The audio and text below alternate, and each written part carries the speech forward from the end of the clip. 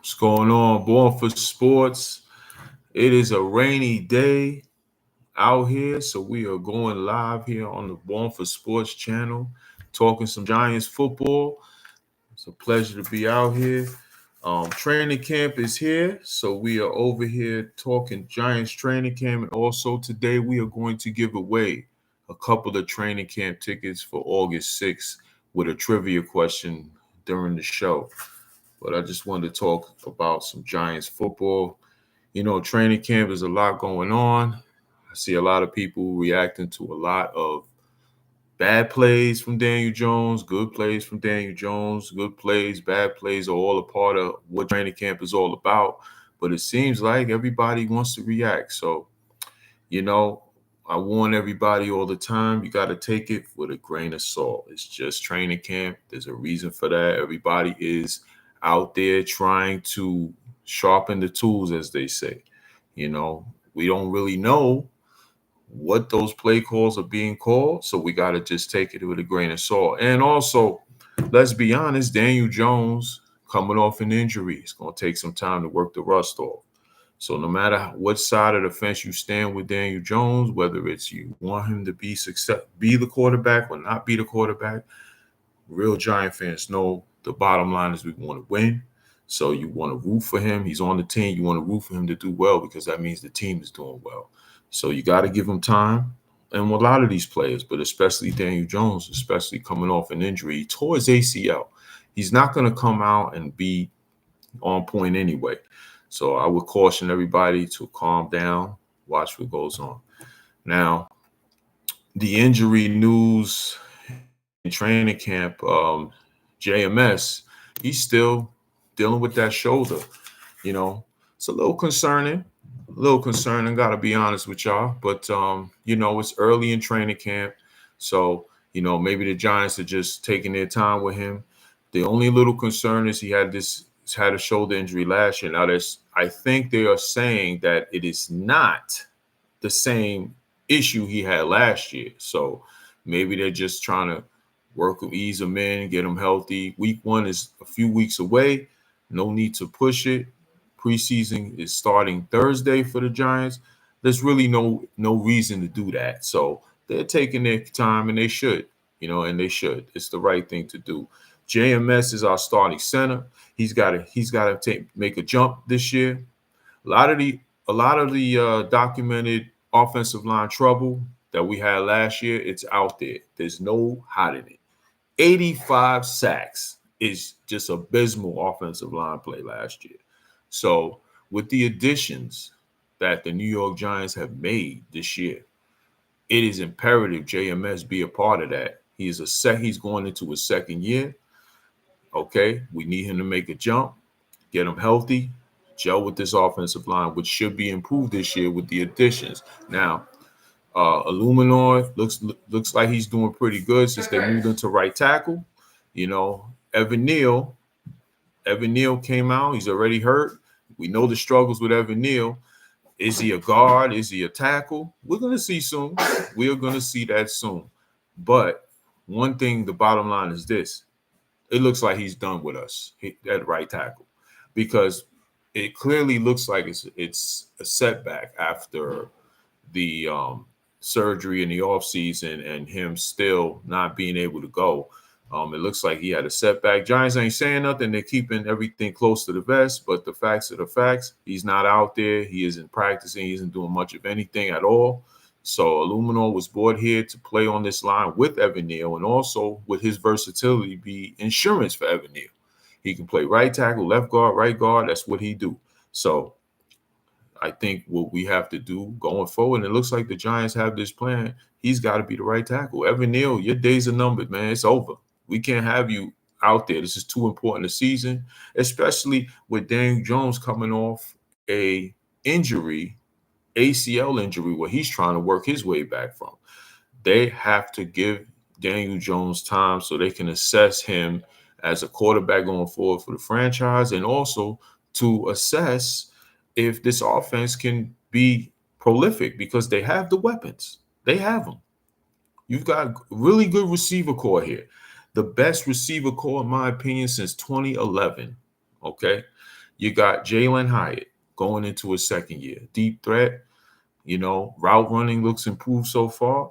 He's not a number one on this team, but now with the addition of Malik Neighbors, sixth overall pick, who got everyone excited, including yours truly, looking great in camp, looking like an alpha, looking like he's got that high ceiling, like those other LSU receivers, Jamal Chase, Justin Jefferson. Looks like he has that ceiling. Time will tell as his career goes along if he could reach that, and if the quarterback is the right one for him, or if they get one down the line. Bottom line is we need Daniel Jones to be good. And Malik Neighbors is going to be a big part of that. So now you got Malik Neighbors out there with Jalen Hyatt as a deep threat. Then you got Darius Slayton, who, he isn't a number one receiver, but is a steady receiver. He's been the Giants' best receiver the last few years. Now you knock him down a peg into his role. He's a formidable player in this offense now. Even better, Then you got Wan'Dale Robinson in that slot. Now, let me tell you something. Wan'Dale Robinson in his rookie year was playing very well before he got injured, okay? He was probably developing into Daniel Jones's favorite target in the receiver position in 2022 before he got injured in that Detroit Lion game, okay? When he had his career high, he had like over 100 yards before he got hurt in that game, So now you got Wan'Dale, 1 year removed from fully recovered from that ACL injury. He is going to have a big year in this offense, I believe, if we keep these guys healthy and Daniel Jones plays well. You got him. He's going to get a lot of targets in that slot with Malik Neighbors opening up everything. He's going to demand a lot of attention as the season goes on. Okay, Darius Slayton, you know what he can do. Jalen Hyatt, the deep threat. Listen, Wan'Dale's there to eat. He's got a good chance to eat out there. And you know what? I can see a situation where he catches a lot of balls, especially moving those chains. So, it's a really good receiver core. I think it's the most talented one we've had since 2011. Proves it's there.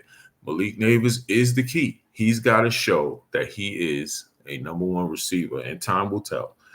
Time will tell how Brian Day was going to implement him in this offense. He was basically who he wanted if we didn't get a quarterback, it looks like, especially after what we saw Hard Knocks confirming all that. So I'm excited to see that. That's going to be nice. And then you got Theo Johnson, I think is our sleeper. He's going to be a sleeper weapon in this offense, okay? Theo Johnson, he didn't have like the great talented rookies, not say rookie, but college career as far as putting up stats. He didn't have a lot of great talent at quarterback throwing on the ball, but the tools are there, man. The tools are there. I've liked him since college, and I think his skill set plays very well in this Brian Dable offense, especially with the weapons we have cooking up at receiver. He's going to be a sleeper weapon on this offense, and I'm hoping him and Daniel Bellinger can, they can like develop into a nice little two tight end tandem there. Especially in the red zone. So, we know Daniel Bellinger, he's no slouch, he's no scrub. He had a very good rookie year when he was with us in 2022. We got to the playoffs and won a playoff game with him. Caught a touchdown pass in the playoff game against Minnesota. So we know what he's capable of. He's a good blocker. So I think that this two tight end system with him and Theo Johnson can really work out well. So we're going to see how that goes. We're going to see if Theo Johnson, who just got back from camp, look, based on the reports, he's looking good. He's looking good. He's actually turning heads and looking like he's ready to challenge Mr. Bellinger for that tight end one role. So we'll see. We will see on that. But as usual, the key is the offensive line. So we need this offensive line to play better. I love the Van Roten addition because what it does is he gets to go to right guard when everyone is healthy, assuming JMS comes back healthy. You got left tackle, you got the good Andrew Thomas, who's one of the best tackles in football, okay? He has got that kind of talent. He's top 5 to 10, whatever way you want to put him. He's up there with any OT in the game, okay? Then you got a left guard, you got John Runyon. You put John Runyon there, left guard. with the Packers, he was a very good pass protector. He had a good season, and he is very, very durable. Okay, yes, he's versatile, but he is durable. Center, you got JMS. You expect a little jump from him. Right guard, Van Roten. Right tackle, Illuminor. Now, the dynamic of getting Van Roten is he actually was on the Raiders with Illuminor with the Giants' new offensive line coach, Bricoli. So there is some chemistry there with those two and the offensive line coach. So, they're gonna know what to do. They can help out JMS there. I just think this offensive line, when healthy, that should be the set lineup. No more of this. Let's move him here. Let's move Runyon to the right side. Let's move Illuminor to the left. Let's put Venro. No, let's get these guys in their spots and let them be comfortable. It's already shown that Van Roten and Illuminor have continuity on that right side. Let them stay on that side. Runyon that left guard. That's it. I don't want to see no cross training or none of that, even though it's still going on, it looks like in camp. I'm hoping it's because JMS is just not in there, but I'm seeing reports Van Roten is playing center. That to me makes no sense. Enough of that. Let's get Stinnie and these guys the backup role until we find out what's going on with JMS, or go out there and get me a center. I don't need guys getting moved around. That is a problem. We need to keep these guys in their comfortable spots. So in order to move this offense, open up holes for the running game, protect Jones. No more of this. So I'm hoping this is just training camp fodder. They're just doing it for the camp. But come week 1, I need that lineup. Andrew Thomas, Runyon on the left side, JMS in the middle, Van Roten, Illuminor on the right side. Let's not mess around. Let's just get it done like that. So let's hope that happens. As far as the training camp reports today, I think it was a light day because they're getting ready for the preseason, which is Thursday against the Detroit Lions. Looks like Brian Burns is doing what he do.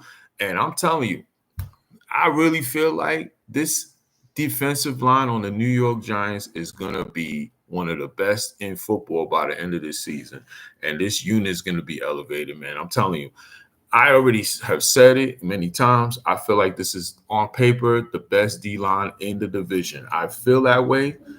Maybe some don't, but I think the talent is there. You got Brian Burns, one of the most athletic, good young pass rushers in football. You got him on the edge. He's got the bend. He's got the athleticism. The man has a nonstop motor. He's going to go out there and do what he do. He's never played on a defensive line, I think, with this much talent. I mean, Carolina has some good players. They have some good quality players, but I just think Brian Burns is going to take this D-line to another level. And we already know we got Dexter Lawrence, the best defensive tackle in football, not named Chris Jones. He's the best in the NFC. I've said it. This man gets double and triple team in the middle, and they can't do nothing with him. He has never played with this much talent on the D-line with him, which might even make him better. Picture a better Dexter Lawrence, who's still, I think, can ascend to even better heights with more talent around him and with his age. All he's got to do is keep healthy. Dex is that dude, man. He is going to be a beast this year.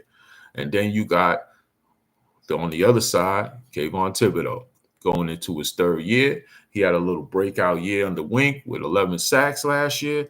But there's some things that he has to, work on, setting that edge, stopping the run. It would be nice if they don't drop him back to coverage, which is something Wink used to drive me and any other Giant fan crazy. As a season ticket holder, nothing drove me more nuts.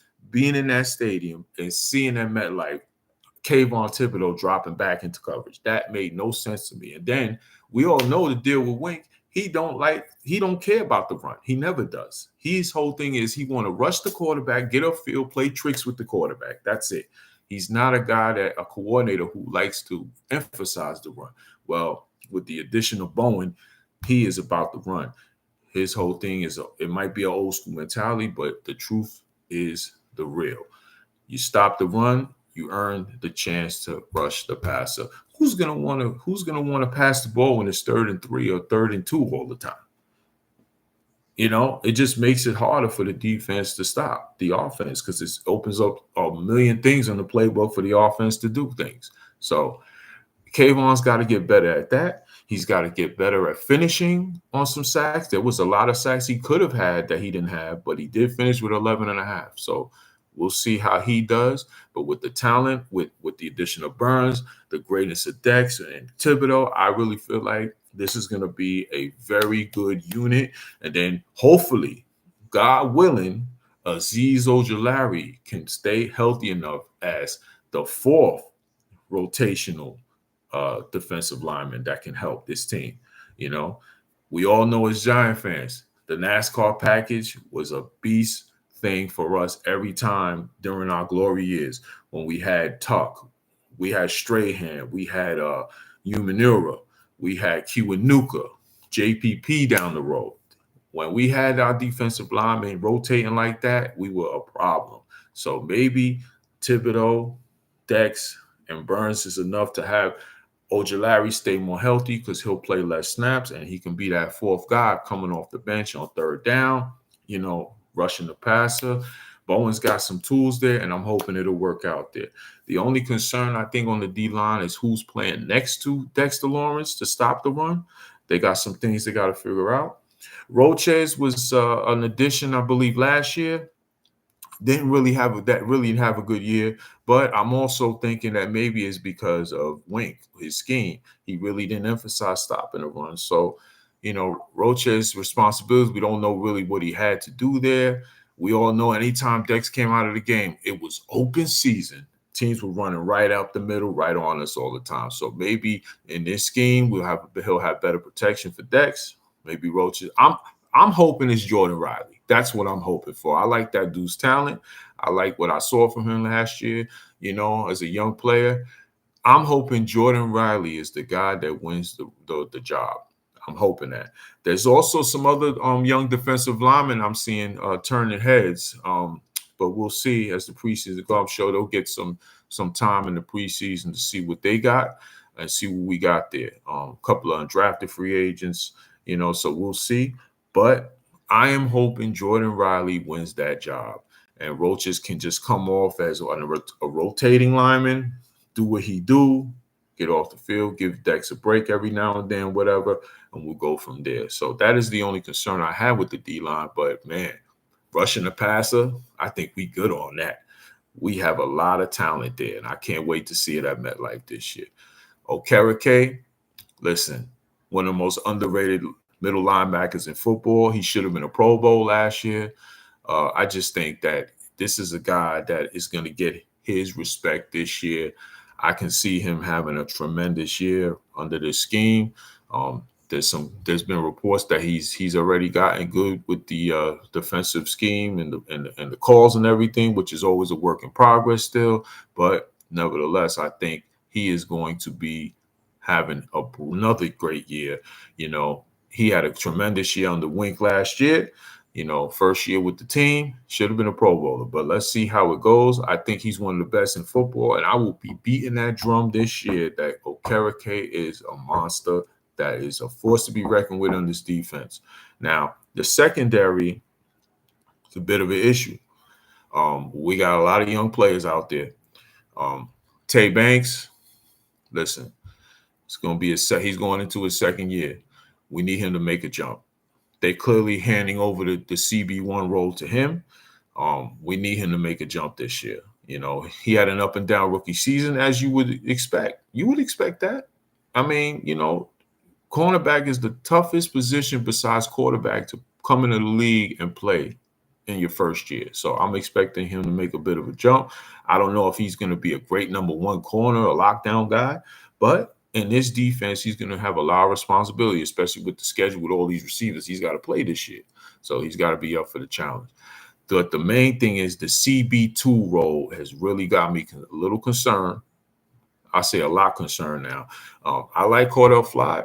I have been an advocate of giving that kid some time on this team, but training camp reports out there are not saying he's looking comfortable at that CB2 outside boundary role. He was a slot when he came into us. They wanted him to be a slot corner. They feel like it didn't work out, so they think that probably outside is his best position. So they put him outside of CB2.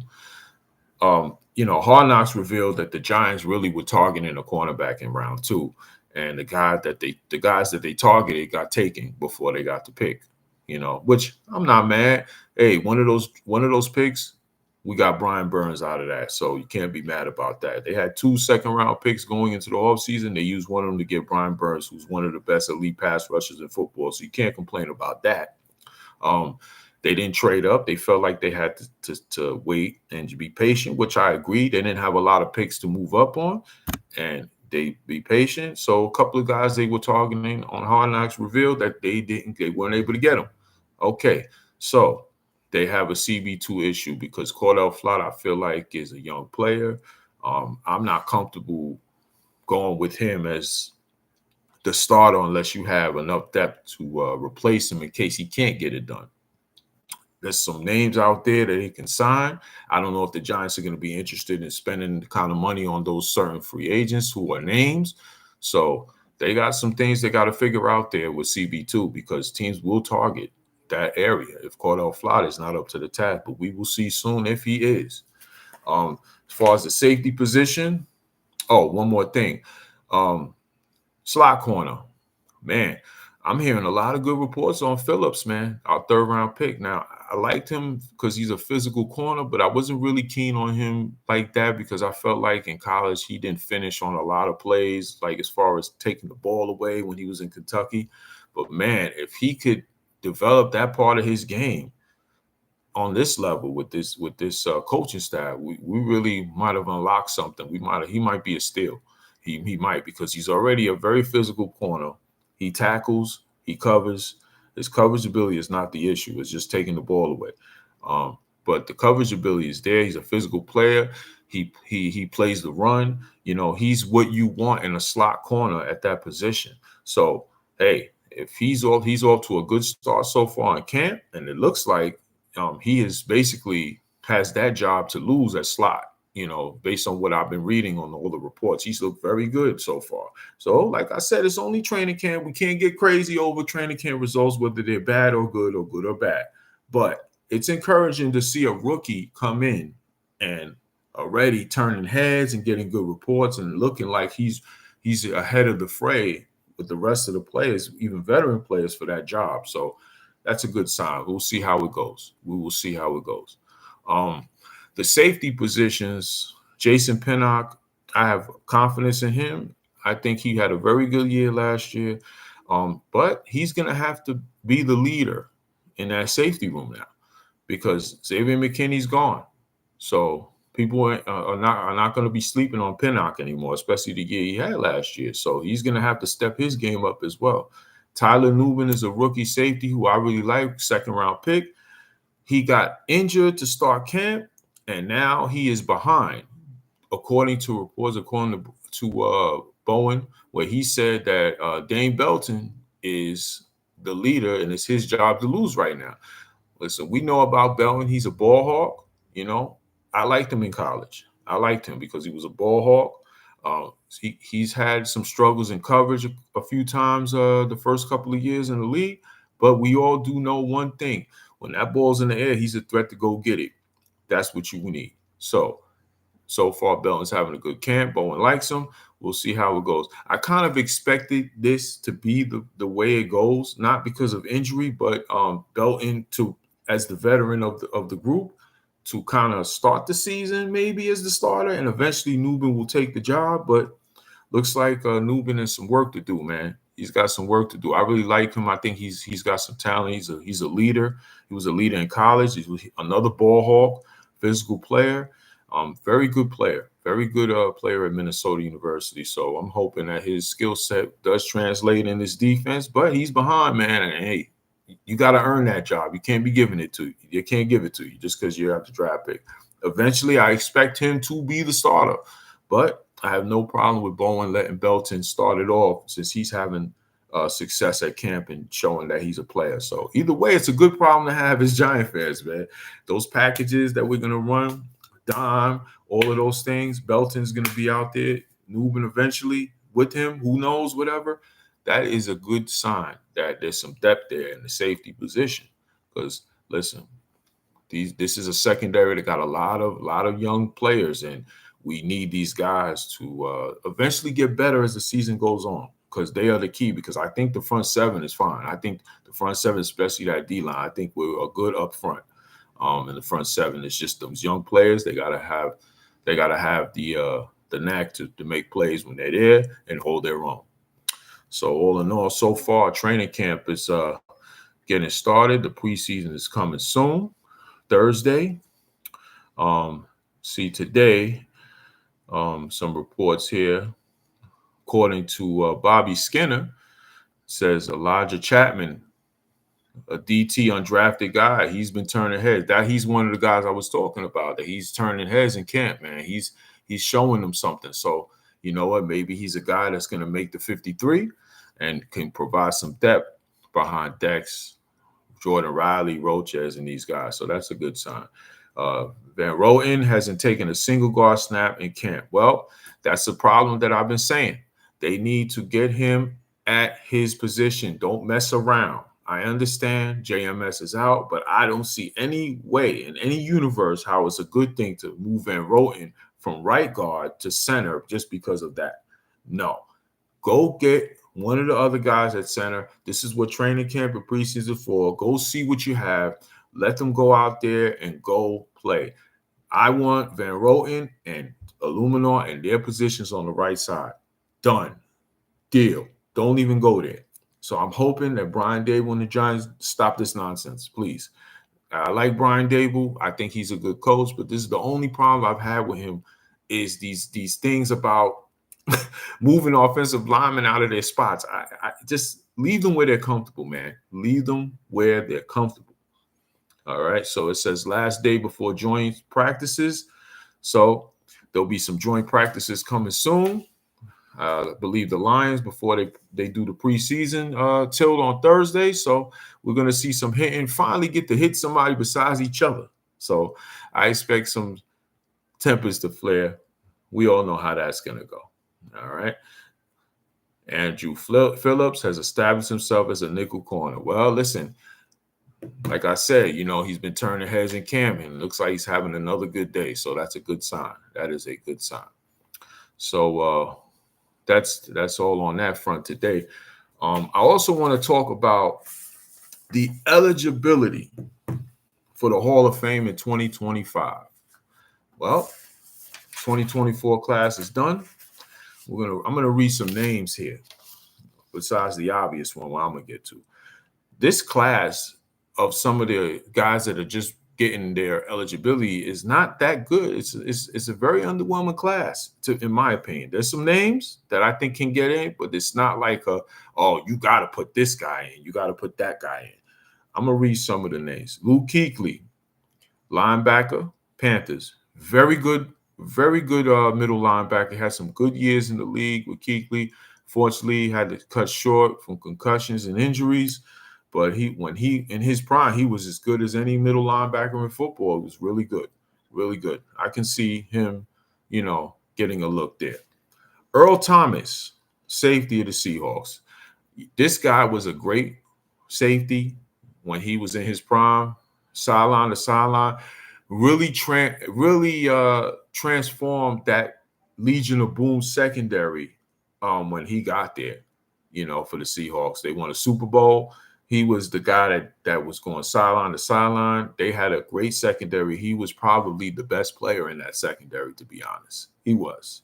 All right. Speaking of Seahawks, you got Marshawn Lynch, beast mode. We all know what he brings. I think he's a Hall of Famer. I do. I think he's a Hall of Famer. In his era, with the passing league now, I think he was one of those players that no matter what, you had to account for him because you couldn't stop him. You knew when he got the ball what it was about, and he was a monster to bring down. He had some great moments for them. Won a Super Bowl. Probably should have won the second Super Bowl if they would have just handed the ball off to him at the goal line. But Pete Carroll with a brain fart wanted Russell Wilson to get all the glory. But that's a story for another day. So I could see him making it. Adam Vinatieri, kicker of the Pats. one of the most clutch kickers, if not the most clutch kicker in the NFL history. 2 game-winning field goal kicks in the Super Bowl. We all know what it is with him. He can definitely make it if they feel like putting a kicker into the Hall of Fame this year. Clay Matthews, linebacker of the Packers. Yes, he was a good pass rusher. He was a good player, but I never got the sense he was a Hall of Famer to me. I don't know. I'm not. I wouldn't go there. Not Clay Matthews. T. Sizzle, Terrell Suggs, edge off the Ravens, part of those great Raven defenses. Won a Super Bowl with him. I can see it. I can see him possibly making it. I'm not saying he's a sure thing, but I can see him making it. He was as much of a face on that defense, not as much as a face as Ray Lewis, but he is a face that people do remember him from that defense. So yeah, I can see that. I can definitely see that. Joe Staley, OT from the Niners, good player. Doesn't do it for me as a Hall of Famer, but he was really good. He was really good for a while, for a long time. Vernon Davis, tight end of the Niners, in his prime, he was a very pain in the ass to cover. Very good tight end, very good. We all remember him for the famous quote with Singletary and on the sideline. After that, his career really got on track. After that moment, was one of the best tight ends of his era. But is he a Hall of Famer? I don't see it. I don't see that. Aqib Talib, corner, good player. Doesn't do it for me as a Hall of Famer though. Very good corner. He's had some good years there, but I never took Talib as like a great corner that should be a Hall of Fame caliber player. Just doesn't have the moments. He got a Super Bowl ring, I believe, with Denver. Good player. If they put him in, I'm not mad, but I'm not like, wow, he needs to be in this class. Ryan Khalil, offensive lineman, solid player. Marshall Yanda, offensive lineman of the Ravens, very good offensive lineman. Is he a Hall of Famer? And now I go to the guy, Eli Manning. To me, Eli Manning is the top player in this class besides Earl Thomas in this class that I could see should be in the Hall of Fame in here. Eli Manning. Now, a lot of people might disagree. They like to break down certain things about Eli and say, oh, well, he was never great or this and that. But listen, if there's one thing you can't do is you cannot take away the accolades this man had. Okay. And now I might, as a Giant fan, have a little bias because what he's done for my team. But if you break things down, his resume speaks Hall of Fame based on the criteria, how it is voted in now. Okay. There's a lot worse quarterbacks in the NFL Hall of Fame right now that I can name. Joe Namath comes right away for me. Threw more interceptions than touchdowns, and he's in the Hall of Fame. And you could talk to me about his era and all of that. And, it's because of, in that time, the way they played. Listen, the numbers are the numbers, okay? All right? He's in there because basically of the guarantee that he made and they won, which in that game, he didn't even play great in that game either in that Super Bowl. His defense in the running game won that Super Bowl. Let's get into that. So please don't tell me that Eli should not be in the Hall of Fame if you're going to have him in the Hall of Fame, Joe Namath, okay? And I'm not even taking away what his guarantee meant to the NFL or whatever. Yes, Super Bowl III, the merger, all of that. Yeah. I mean, but if you're going to put him in the Hall of Fame, which I don't think he belongs really, I think Joe Namath belongs in the Hall of Fame for the moment he had, but not his career, But if you're going to sell me on Namath and other players that deserve it who've done less than Eli, then I can't have that conversation with you. I'm sorry. Okay, I'm sorry.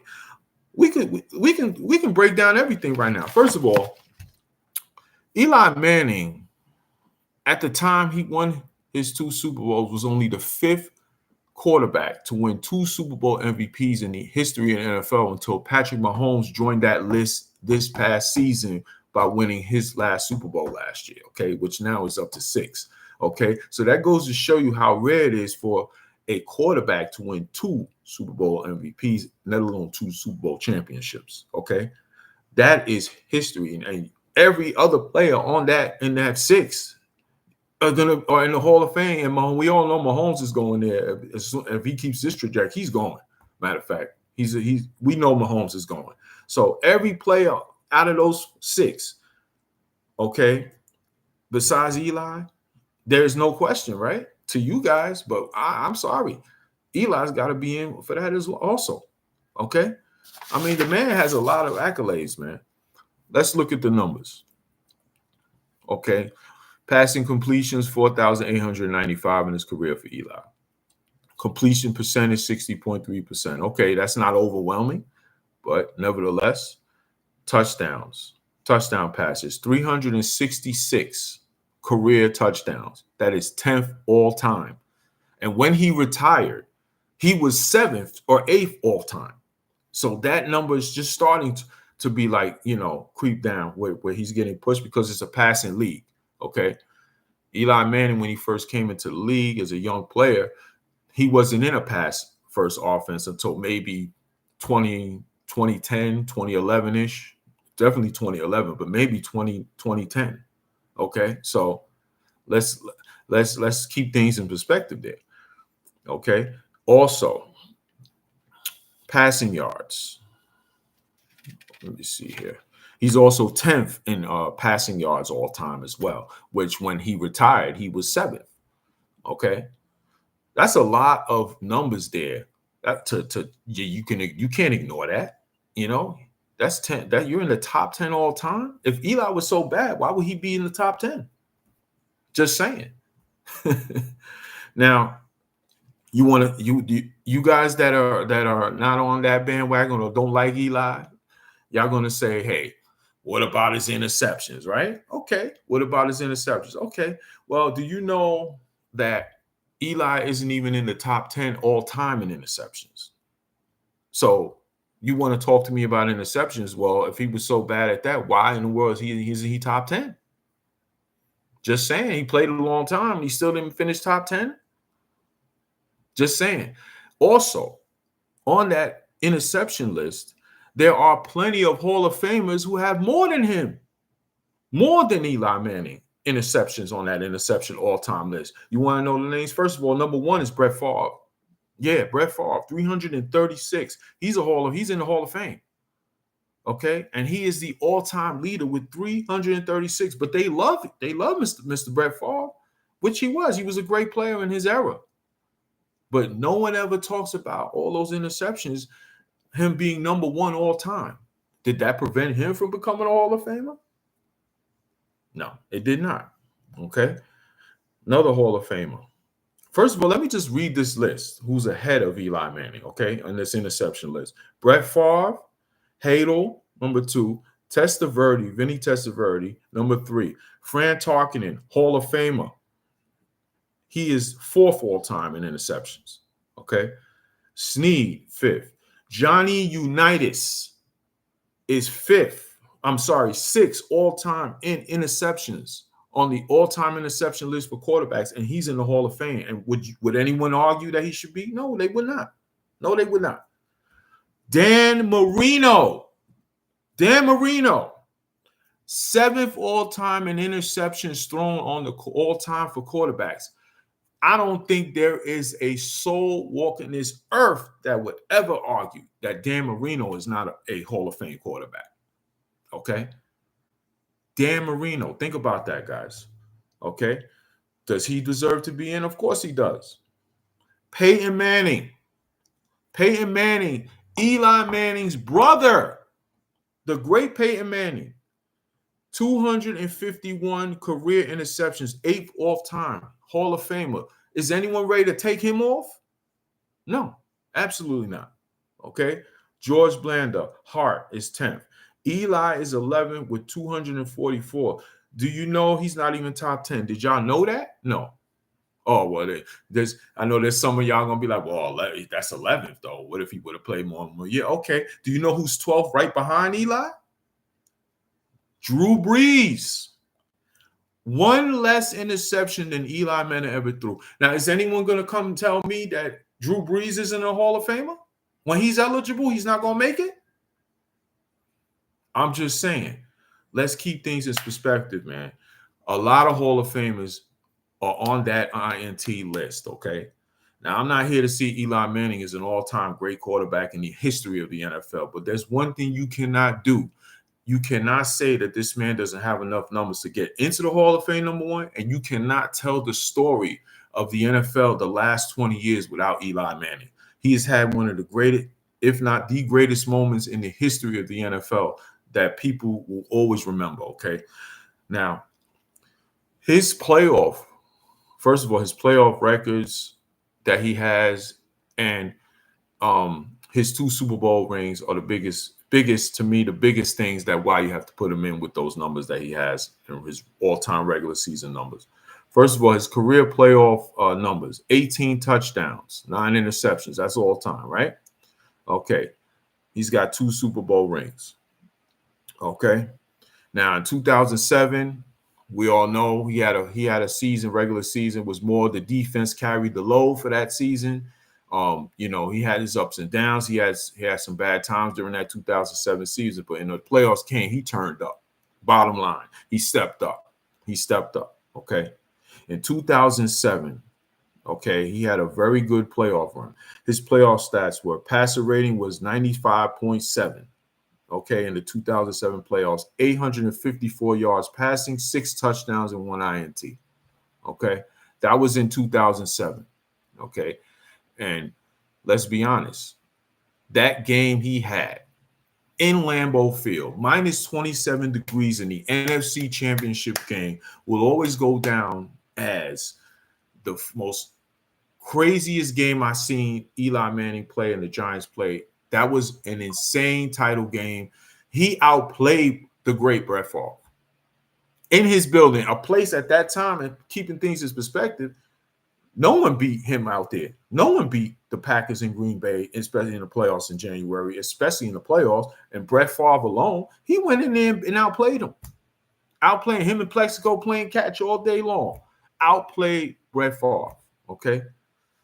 And we all know what happened when Super Bowl 42, he stopped along with the defense. I'm not here to say that he carried the load in 2007. That would be unfair. No, he did not. The defense was the focal point. They carried the load, but when it came and it mattered, Eli made the plays that were needed.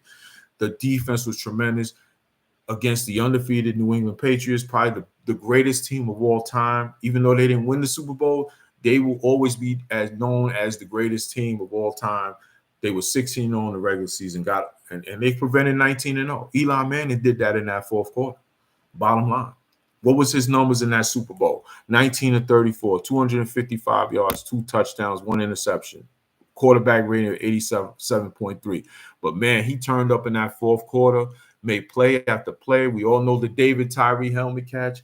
All the clutch plays he played, the 3rd and 13 to Steve Smith on the sideline to keep the chains moving. Plexico Burris catching the back of the end zone. Listen, he wasn't even as good a player as he was down the road, but he still got the job done against the greatest team of all time, okay? Right there alone, that moment is forever in NFL history. You can say what you want about him. It will always be known as that. The Tyree catch, the Eli escape, the fourth quarter he had, the touchdown of Plexico.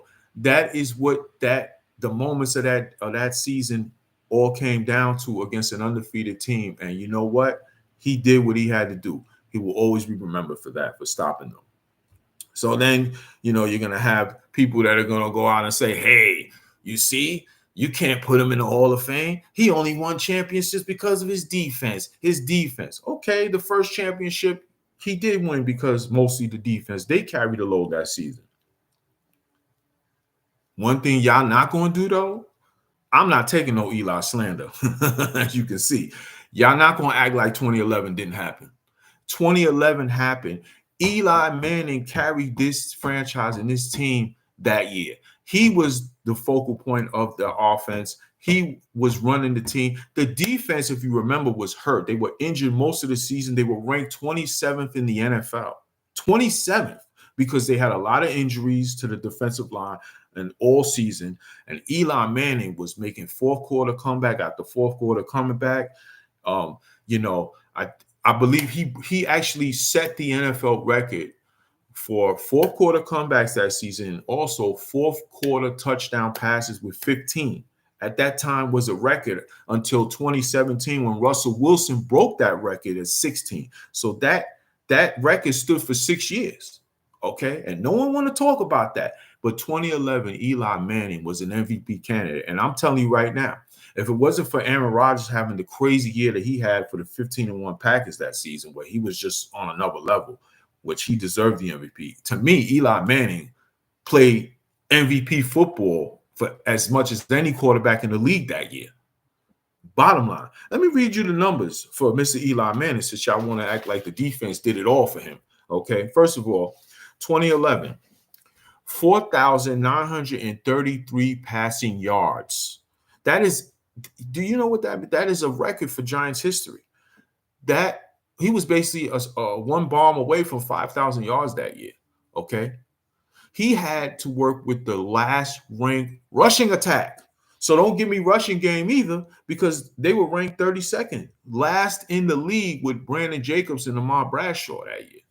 Okay, 4,933 yards, 29 touchdown passes, and again, like I said, broke the NFL record for touchdown passes in the fourth quarter that season with 15, a record that stood for 6 years.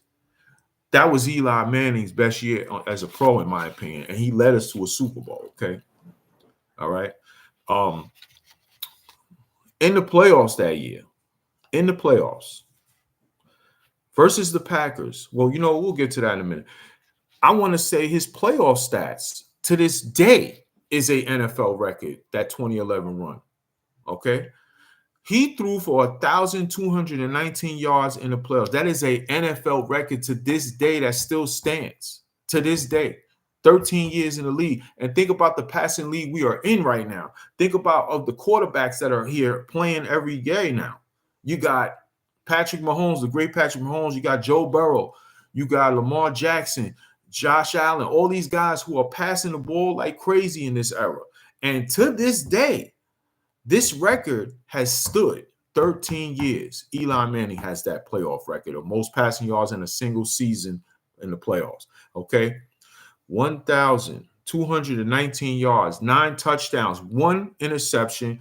His quarterback rating was 103.5. 103.5. Sacked 11 total times in the playoffs. Okay. Now, you guys are going to say, hey, well, the defense got better as a playoff star. Yeah, it got better. That doesn't take away what this man did, especially when the fact that we wouldn't even have made it to the playoffs without Eli doing what he did, throwing the ball to Hakeem Nicks, to Victor Cruz, Mario Manningham, some guy named Ballard. No one heard of him. No one heard of Victor Cruz either, quite frankly. But who I love. I love Victor Cruz, and I'll say it to this day.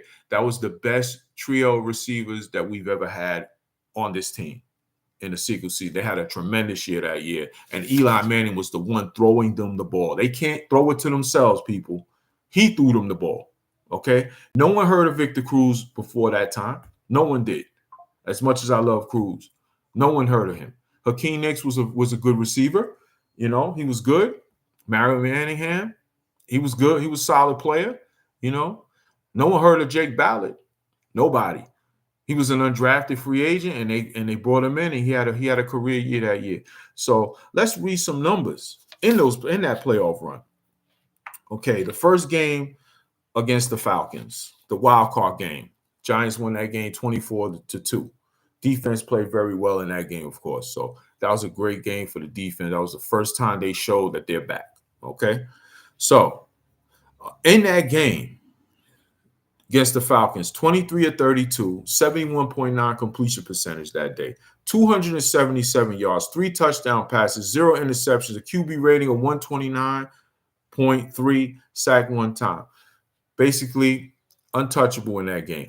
And to start that game, it was kind of like nip and tuck. And when we got going, couldn't stop us. Now, the next week, everyone was saying, oh, that's it. That's it. That's it. All those fourth quarter comebacks that he did when they're playing the 15-1 Packers, the unbeatable Packers with Aaron Rodgers and this and that. Oh man, that Cinderella shit with Eli Manning going in, beating Dallas, comeback win against Dallas, beating the Jets in the Victor Cruz 99-yard touchdown pass game. Okay, all that's coming to an end. Clinching the division at home against the Cowboys. That's coming to an end now because they got to play the unbeatable 15-1 Packers at Lambeau Field. No, this is not old Brett Favre. This is the great Aaron Rodgers. Well, let me tell you something, buddy. He outplayed Aaron Rodgers that day by a mile. By a mile. Okay? Look at his numbers. And then this is what drives me crazy. He don't get enough credit for the game that he had that time. He don't get enough credit, in my opinion.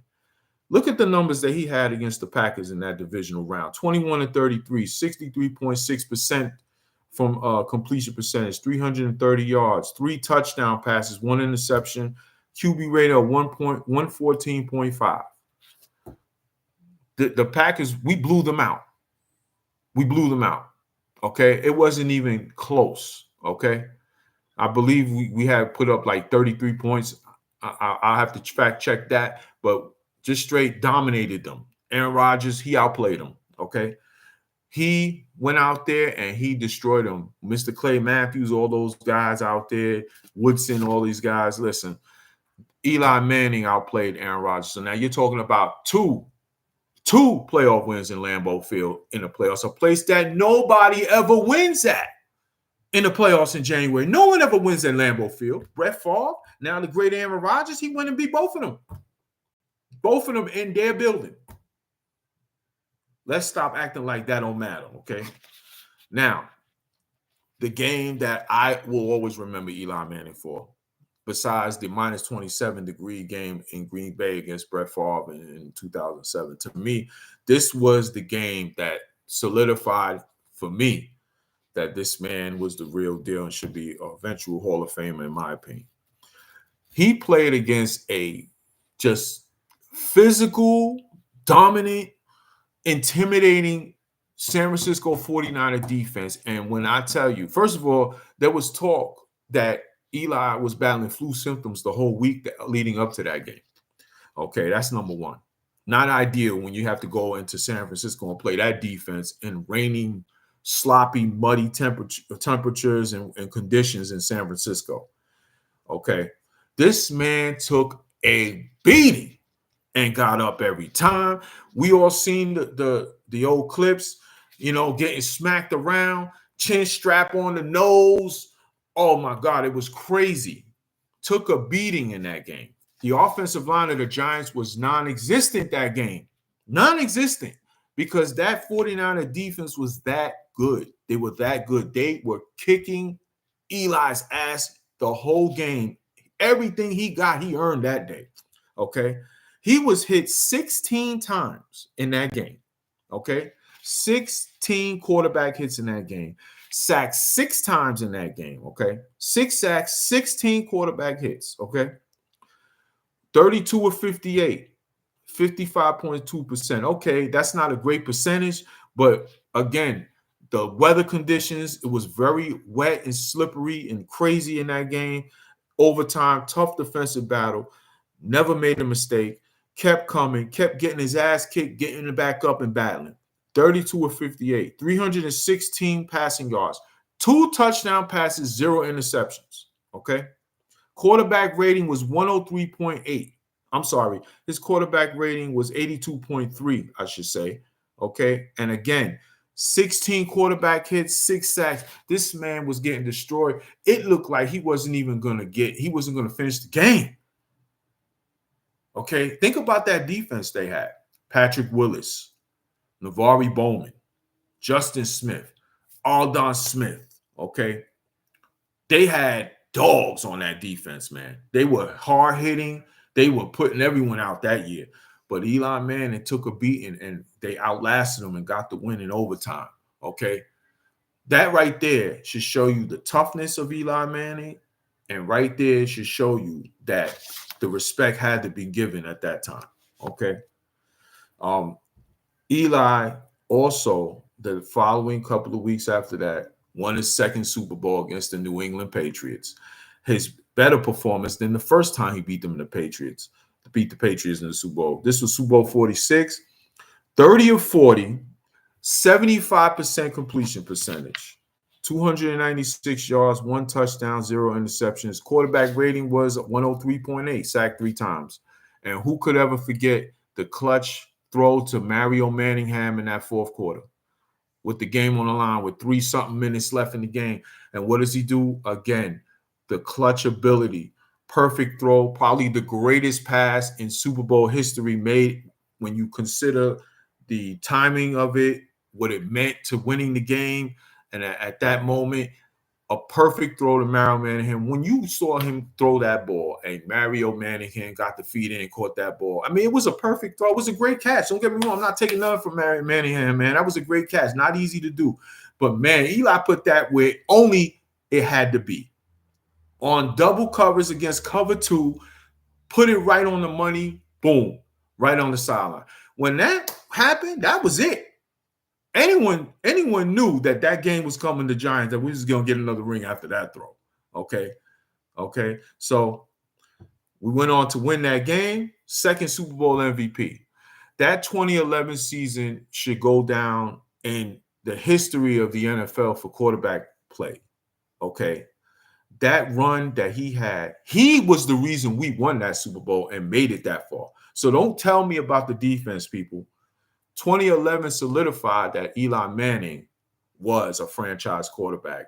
And remember, before the season started, they asked him, hey, do you think you're an elite quarterback? Everyone was saying, he ain't no elite quarterback. He ain't no elite quarterback. And he had an elite season right after that and delivered a Super Bowl title to the New York Football Giant fans. So I'm sorry if you think I'm a little biased, but you cannot tell me that this man is not a Hall of Famer, okay?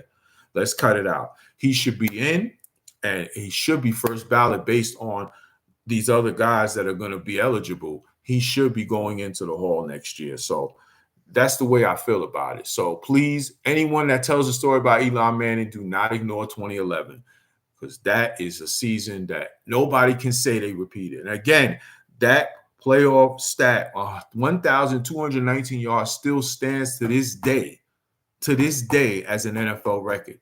Okay, so don't tell me that Eli Manning didn't be the reason we won that Super Bowl. Okay, so listen, let's all hope that the voters do right by him, and we are celebrating Eli Manning as a Hall of Famer, because even if it isn't next year, he will eventually get it, and yes, he does deserve it. Yes, he does. All right. So I wanted to also touch on, I have a trivia question to see if anyone is interested at going to training camp August 6th. You know, as you guys know, I'm a season ticket holder. I'm giving away 2 tickets, man. I'm giving away 2 tickets to training camp August 6th. It's right before the preseason starts. So if there's any new subscribers, answer me now.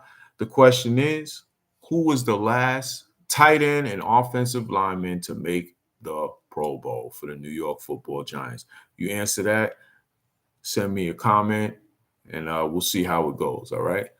So the answers will be provided once I find out anyone answer it. But yes, I am giving away 2 training camp tickets.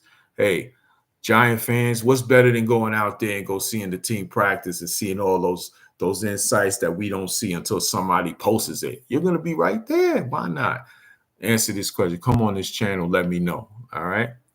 So all in all, good to see football is returned. I am excited to see the NFL preseason. The Hall of Fame game already happened. Now this week coming, we get all Giant football and everyone else comes back Thursday against the Detroit Lions. I just want to say one thing about this too. I need to see Daniel Jones play some preseason snaps, man.